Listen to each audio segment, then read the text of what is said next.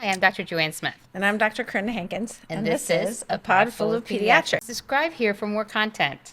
Or go to onecommunityhealth.org. Or follow us on social media at One Community Gorge. Okay, so why do I like asthma so much? So here's my thing.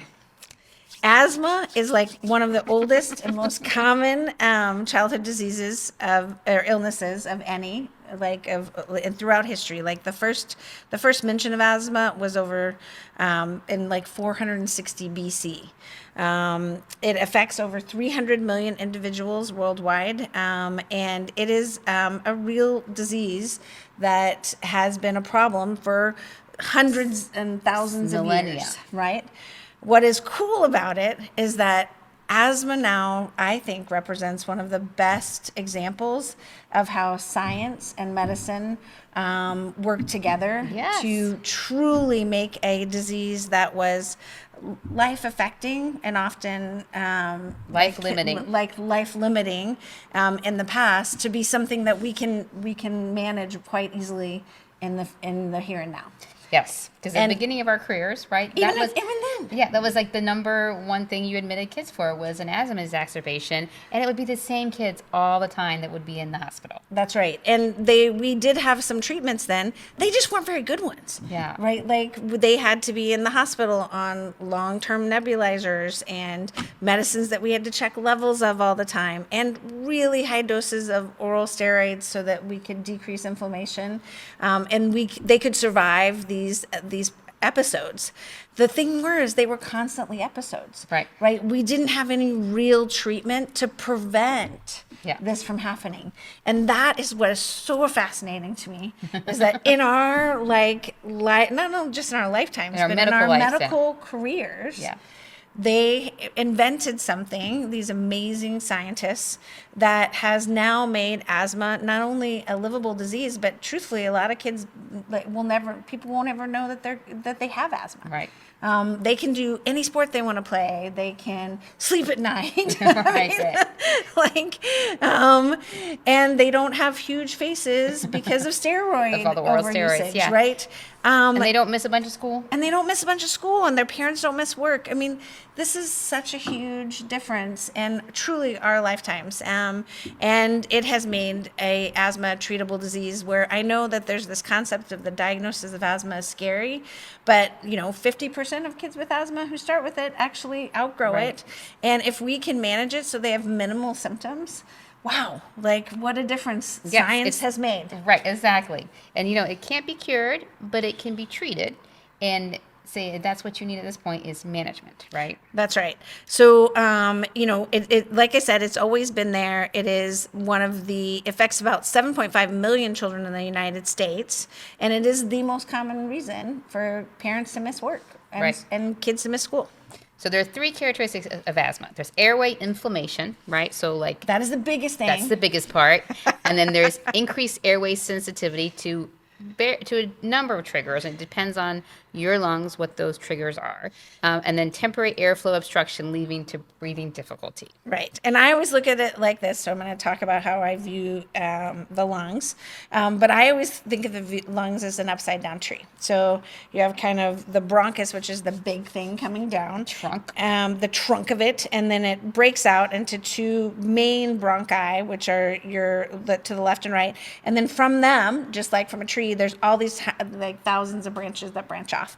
And each of those branches gets smaller and smaller and smaller until it gets to the leaf, which is actually where gas gets exchanged. Which is such a bad plan, I'm just going to say, right? I do it all the way to the end to actually get the work done, right? That's right. It's a long road. So it goes through all of these things. But contrary to a branch of a tree, the airway, it should be pretty much hollow. There is stuff that goes in the airway.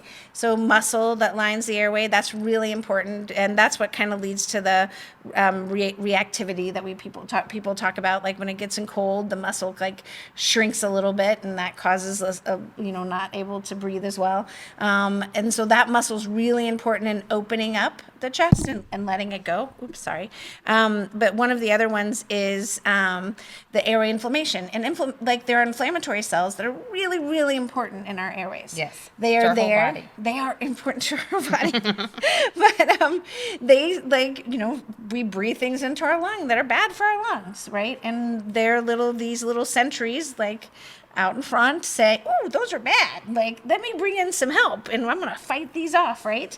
Unfortunately for asthma, nobody leaves. Like, they fight off the infection. And then they hang out. They're like, this is a fun time. Yes. Let's go. Cells gone wild, hanging out in the airway. Yeah. That's right. So all of a sudden you have the airway that's supposed to be pretty small and it's actually pretty big. Like, there's a lot of inflammatory cells. And then the next time they get sick, the same thing happens. So by the time you take this and then the other things that are in the airway, is also some mucus, snotty stuff that helps catch stuff. And then some, like, hairs that kind of keep things flowing, right? All of that is part of the inside of your airway. But these inflammatory cells are the part that really just overreacts. And there's way more of them than they should be. And so it takes this airway that's supposed to be really hollow, and it gets smaller and smaller and smaller. And then during times where you really need it to be big and wide, like you exercise or you sleep. You're sleeping and you're doing the little small breaths and you need to be able to breathe really well. Yeah, all of a sudden you can't do that. And so kids cough. It's super smart, again, of our airway, our brains. They're like, oh, gosh, that airway needs to be open. I'm going to, like, cough it open, right? Yes. So coughing is actually keeping your kids' airways open. Protective reflex, It right? is. We talked about that. We don't want to suppress cough. Right. We want to treat the thing that's making us cough. That's right. And prevent it. That's where we get into the real treatment of asthma, is that we treat that inflammation. So there are some other urgent things that just kind of open the airway a little bit, like the muscles. That's your kind of fast acting treatments. But the one that's really going to help is treating that inflammation. We're going to open up that airway, make it bigger so they can run and play and sleep and do all the things they want to do, and be the exact kid they want to be, and they don't have to hurt anymore. For sure. And so how cool is that we can do that? it is awesome. It's amazing. Asthma's the best. I am Treatment such of a nerd. asthma is the best. So, we talked about this airway changes, the inflammation, bronchospasm, and most people have experienced bronchospasm, even if you're not asthmatic, is when you go out into the cold and all of a sudden you feel like your lungs kind of close for a second in reaction to that cold air. That's what happens to an asthmatic's lungs, just with lots of different triggers besides cold air. What causes childhood asthma? We don't actually know. And we still don't actually know. We're figuring it out, right? But yeah, genetics is a big part of it because, it really does run in families. It does. Like, if your mom had asthma, your grandmom had asthma, all your siblings have asthma, the chance that your child is going to have asthma, pretty high. Pretty high, yeah. Allergens, which are things in the environment that affect your lungs, and it depends on who you are, what that allergen is going to be for you. But pets, common, dust, and then there's irritants like tobacco smoke. And those can be really problematic allergens for children. Viral infections are probably the biggest, infant and small child trigger for asthma. So they really cause that whole inflammatory cascade to The mucus production, we know pop all up. about that, right? And there's specific ones that are really bad. RSV in and of itself can lead to, 2/3 of kids will get more wheezing after RSV, and 1/3 will go on to have asthma, and that's just for RSV. But you know what we got? The scientists invented I RSV know. prophylaxis. That's So this right. last season, the babies did much better. If They got did, the which was very cool. prophylaxis. What are the complications of asthma? If it's not well managed, they can't do things. So Yes. this was everybody's life before we had these For sure, medicines. yeah. These were the kids a long time ago who were told they can't go outside. They They can't had weak play. lungs, They right? had weak lungs, and that made them weak people. Not true. In literature, it was always the sad little kid sitting in the wheelchair because he had weak lungs. That's right. That was asthma without medication. That's right. And now we have this medication, so you don't need to do that.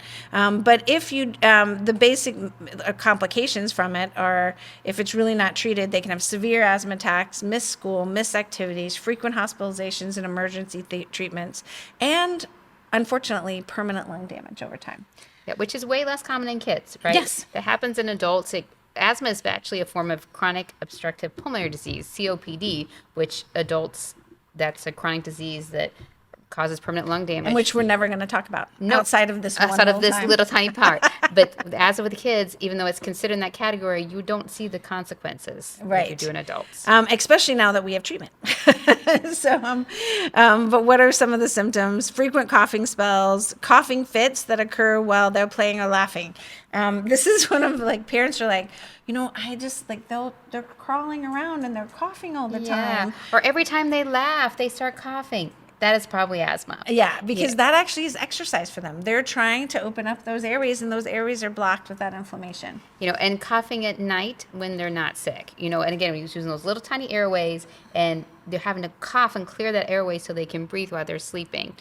And I always think about the asthma cough being like a machine gun cough. It's like, because they're not actually moving very much out of there until They're every just now. trying to peep their airways Exactly, open. they're doing.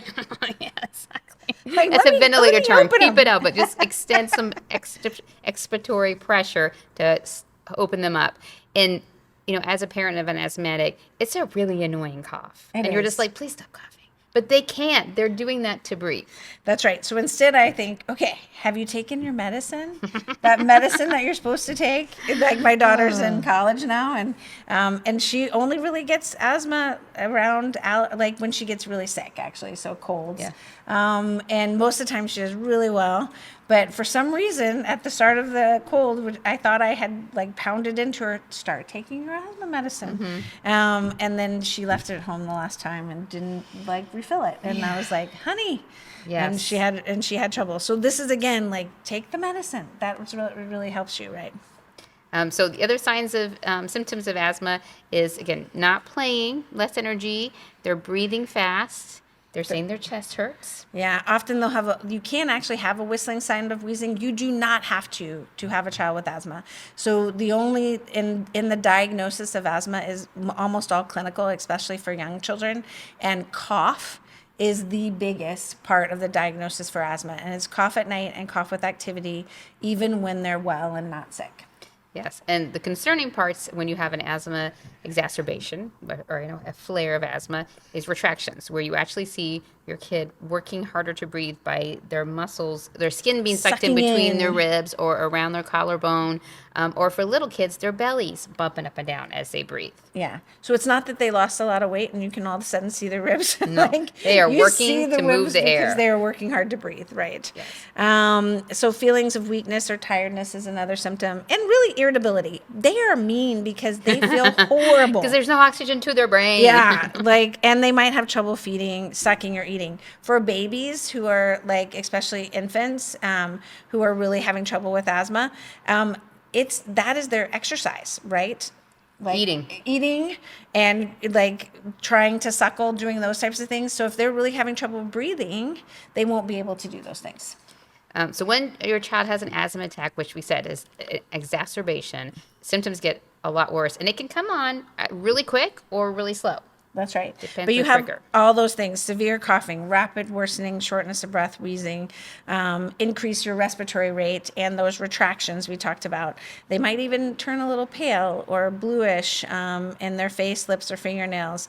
And especially if they're having trouble talking. If all of a sudden you have a child who is complete sentences, who can't say, "Mommy, I need this," that is bad. So that go to needs the ER to the right ER. away. This is Yeah. status asthmaticus, which means they have got to the point where they can no longer correct, right? The Right. coughing is not helping them. They cannot breathe. And it used to be kids died a lot from this situation. Now with our better prevention, it's less often in the U.S. They have those episodes less often, and then they can be treated more easily than they used to, which is, thank goodness. That is just, again, such an amazing part of asthma itself. But So asthma is often difficult to diagnose in children when they're younger than age 6, because it looks a lot like other illnesses, right? Viruses and allergies and things like that.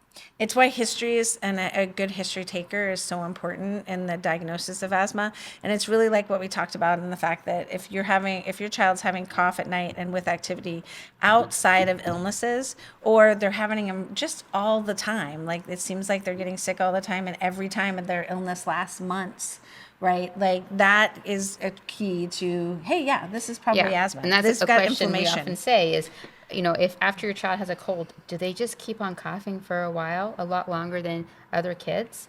And the parent says yes, then you're suspecting asthma until proven otherwise. That's right. And your doctor may refer you to a specialist, like a pulmonologist or a pediatric allergist. And that's a good thing.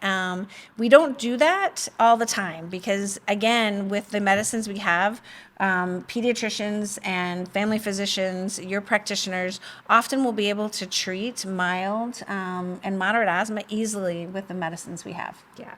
So, say most of the diagnosis is done from history and physical. Sometimes, especially in bigger kids, we can do a pulmonary function test, which is how you blow out as hard as you can to measure your lung volume, right? Think about taking a big deep breath in and then blowing as hard as you can to blow up a whole balloon all in one breath. That's what we try to make them do. Yes. So under 6, they really struggle with that for sure.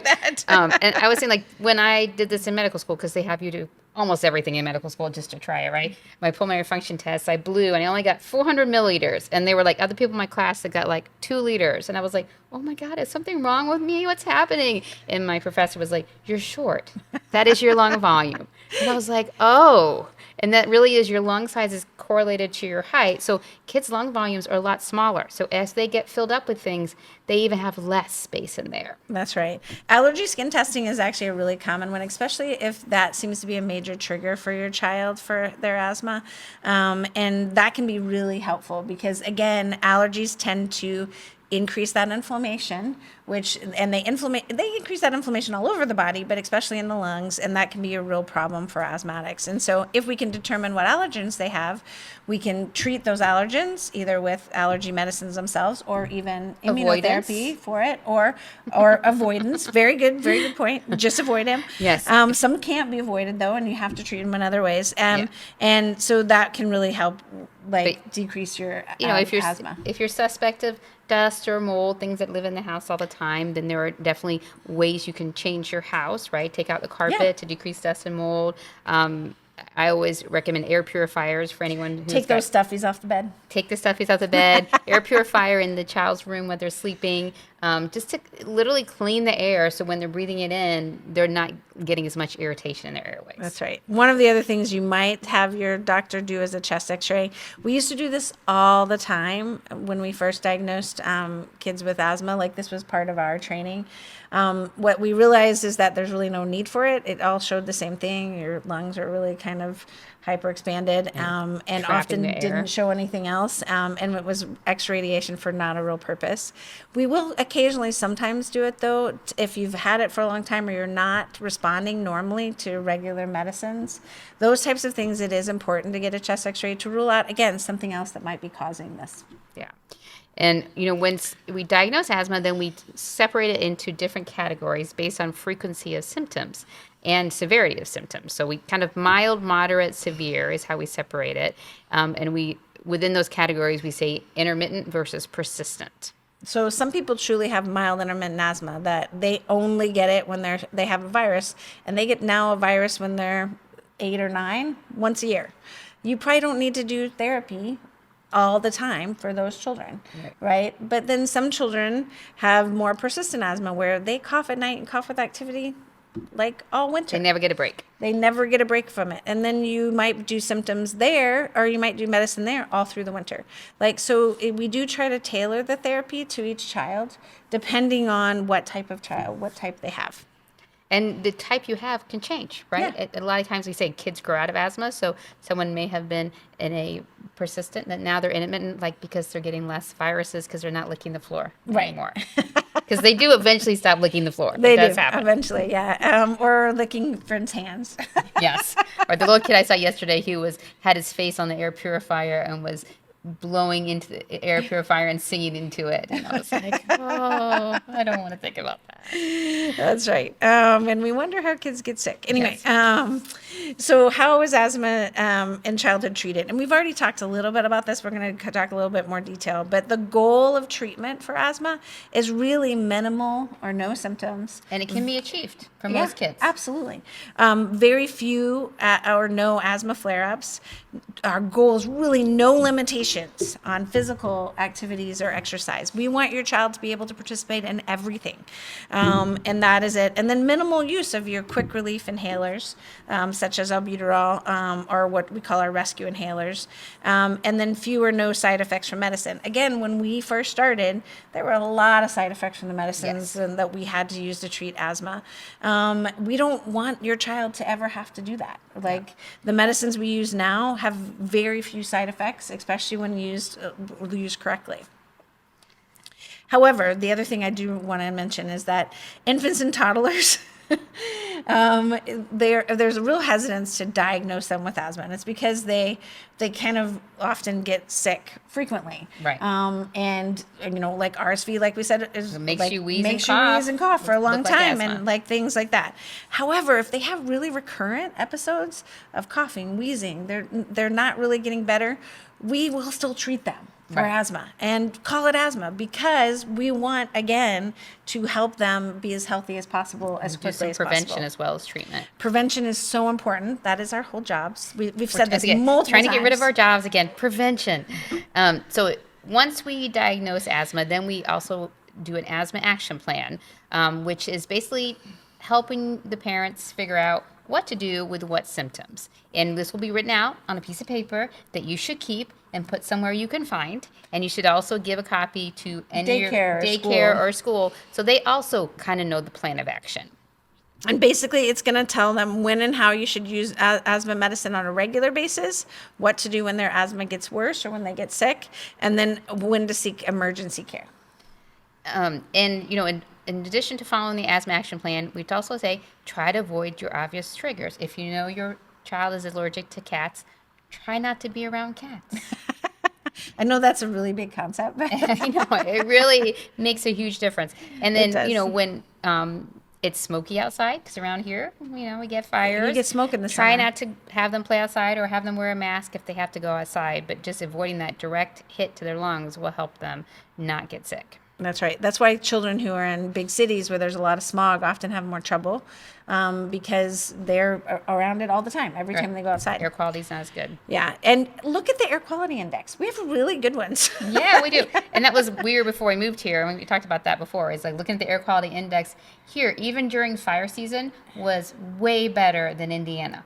Because Indiana has so much smog. Because Indiana has a lot of fossil fuels in the air. So yeah. So what are childhood asthma medications? What are these things I'm talking about, like that have really changed medicine? So we're going to talk about the devices we use to deliver them, and then what medicines they really are.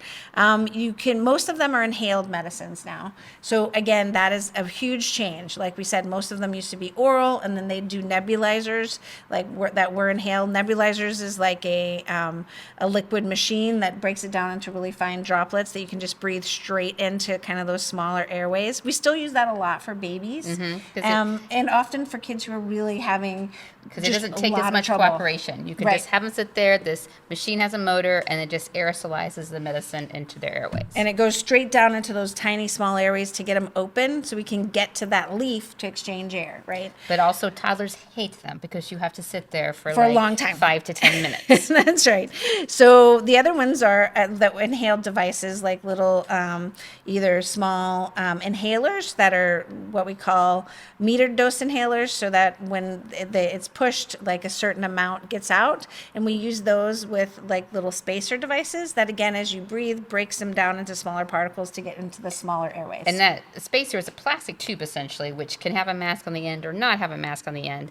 And it's a one-way valve. So once you do the metered dose inhaler to the end, it doesn't even have to be on the kid's face. It'll stay in that tube until it's on the kid's face, and then they take a breath, which activates it to go in. And then they can kind of breathe back and forth, and that even gets it into smaller particles so that they can breathe in.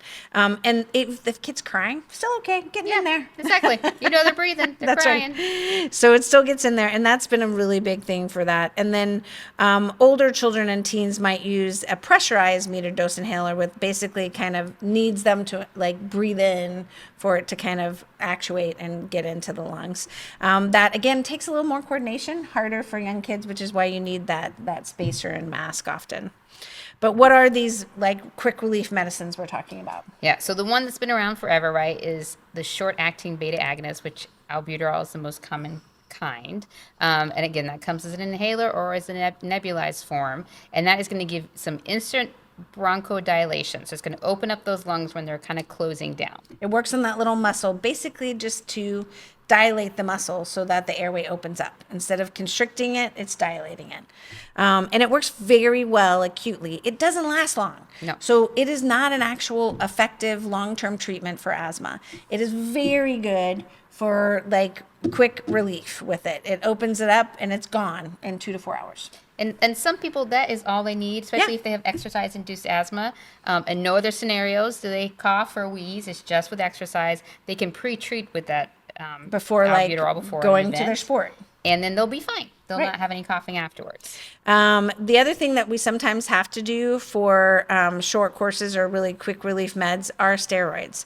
So again, systemic or oral corticosteroids are sometimes, if they are really exacerbated, we need to get that in fairly quickly to try to decrease that inflammation as fast as possible. And that now can be done by injection or even orally in your doctor's office. Yeah, and an example of that is sometimes people have croupy coughs, like your daughter, when they have their asthma. So they have this airway inflammation high in their airway, and so they can't even really get the medicine in down lower because everything is so tight up top, and the oral steroids make a big difference really fast. They do, and that usually takes effect within hours, which can be helpful. But they might need the short-acting, the SABAs or the short-acting bronchodilators before that too. And that is one of the things that we will talk a little bit about, but the different types. But then you go to your term control medicine, and this is what's really changed over the last 25 years. Yes. And these medicines are your anti-inflammatory medicines that help reduce swelling and inflammation in the airways. Like we said, gets rid of the party. Right. No more hanging out Yep. playing in the airways. They really police that airway. So that's the whole point. It can be given in liquid forms, nebulizer, but also in the form of inhalers. And those are your long acting corticosteroids. So they go into the airway itself and topically treat, which is huge because they don't have the side effects that your oral systemic steroids had. We just don't see this systemic side effects anymore. And they're prevention and treatment, right? Right. So they're helping prevent the next airway inflammation event, but they also, during the acute phase, will treat so less is happening in those airways. And now that is like one of the real things we do with asthma is that in kids who are not having asthma frequently, but every time they get sick, they will, Yeah. you might start these, like your inhaled corticosteroids at the very beginning of your illness. And do that along with some short acting treatment if needed, or going to your long acting beta 2 agonists, which are basically, again, trying to relax the airways, but they do it over a longer period of time. Yeah, and this is pretty much the same method as the short acting, like the albuterol, right? They're opening up that muscle, but it's just stenting it open for longer so the inhaled steroid can kind of get in there and they can breathe better. This you do not use by itself. While Yeah. you use the short-acting bronchodilators by themselves, you do not use a long-acting bronchodilator by itself because, again, with that, if we're really treating that times of inflammation, you need to be treating the inflammation too. Just making the airway stay open longer is not a successful or useful, and it's actually even a dangerous treatment. And we kind of learned that when they first came out, that actually, kids died from asthma when they were just using these long-acting ones because they had a false sense of security. They felt like they could breathe better, but their airway was still accumulating all this inflammation. Yeah, so we have to treat the inflammation with it. So that is why it's so important that all of these treatments for children and adults with this, but that have inflammation, they have an anti-inflammatory, the steroid, as well as the long-acting bronchodilator. And the other category that we use as controllers is leukotriene inhibitors or modifiers. And they work in a different pathway in the asthma plan where they actually can reduce some swelling in the airways and keep them open. And, the one we use most commonly is Montelukast or Singular. And the cool thing about these is that they are systemic, but without a systemic side effects of like your steroids do. So they often help with allergies and like other things as well, which is why it's one of the more common ones when kids have really allergic-induced asthma. Yeah, and you can take them alone. They have an exercise-induced asthma indication as well as for allergies, or they will be added on top of the inhaled steroid. But remember, these are an anti-inflammatory. That's why they can be taken by themselves, right? Yeah. So complications and side effects of the treatment, Not really many. very little. These are really tiny doses of steroids that Really are working safe. locally. And that's what's so important about them. So they are very, very safe. Yeah. You can get a rash or swelling, like around the Especially mouth. if you have a mask. Yeah. They get a little mask mark there. Thrush, which you just make sure you brush your teeth or drink water afterwards. I always just tell my patients, have the medicine right by the toothbrush. So you give the medicine, brush your teeth. Like that's the best way to get rid of it in the mouth. Increased heart rate, which kids tolerate really well because their heart rate is pretty fast and they don't really notice that much. They can't have agitation. That's that's not a super common one. But again, if you're using it because you're really sick, if you use enough albuterol, that can make you a little agitated. And then weight gain is kind of listed as a side effect of the inhaled steroids, but is super rare. I mean, it happened with the oral steroids, but not so much with inhaled Not steroids. with inhaled steroids, yeah. And then if your child is developing any side effects, please talk to their provider about adjusting their medicines because we can do that. And now there are a whole host of other medicines that your pulmonologist will use, particularly for really severe allergic-induced asthma. We have some really great immunotherapies now. We're not going to do that. Nope, and the so we're not biologics gonna are talk all of about them. All of them. So that's where we're going to refer you to the pulmonologist. And any really severe asthmatic is still going to have a lot of other options that are amazing options that didn't exist even 10 years ago. Yeah. So this is like what we can do now for asthma is just amazing. And those options are really safe. They're way safer than having an asthmatic with uncontrolled asthma. Yeah, absolutely. So how can you prevent, like lower your child's risk? And it, unfortunately, it isn't completely preventable without medications. Yes. But you could change your home environment, like the air purifier, limiting the mold and the dampness in the house, like getting rid of carpets, not opening the windows during high allergy times if they have an allergy to pollen. And if you have asthma, treat it. Like that is my one big thing. I hope you get nothing from this as a takeaway, is that Don't ignore it. It does not go ignore away. It will not go away. And it is such a treatable disease with medicines that work so well that they literally change your life. They change not only your life, but your child's life. And that is what we hope you take away from this information that'll allow your child to manage their asthma in a very happy, healthy, and safe way. Yes. So thank you for listening. I'm Dr. Joanne Smith. And I'm Dr. Corinda Hankins, and this is A Podful of Pediatrics.